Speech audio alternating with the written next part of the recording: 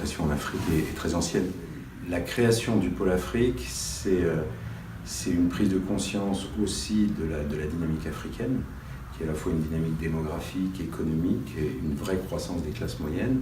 Disons que ce qu'on a mis en place en Afrique, c'est en fait un pôle spécifique qui est multimétier, une organisation géographique tout produit, qui nous permet en fait de regrouper des équipes et des compétences qui vont développer l'ensemble du portefeuille des technologies et des pratiques commerciales et de ce qu'on peut apporter à l'Afrique, et d'essayer de développer aussi des produits parfaitement adaptés à l'Afrique. Maintenant, un pôle qui pèse 1,3 milliard. On a bientôt une vingtaine de sites industriels sur l'Afrique, des systèmes de distribution très variés.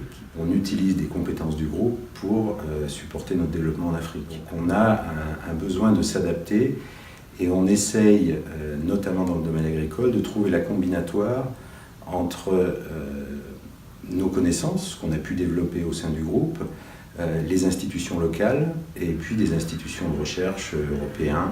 La coopérative est vraiment une base villageoise, c'est-à-dire c'est une base de groupement de petits producteurs dans un espace géographique très faible, de manière à regrouper des compétences, des ressources et à créer des synergies par rapport à un circuit de distribution.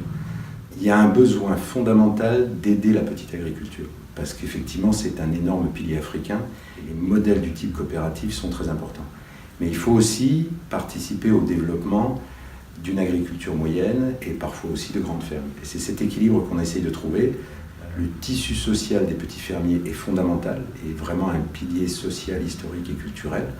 Mais il faut trouver comment faire évoluer de manière vertueuse le modèle des petits fermiers, mais aussi accélérer la productivité de l'ensemble du système agricole dans les différents pays. Nous, on amène plutôt notre contribution dans la pratique agricole pour favoriser des modèles qui vont permettre, en tout cas aux fermiers, d'avoir une meilleure sécurité économique. Ce sujet juridique reste un sujet de fond dans toute l'Afrique.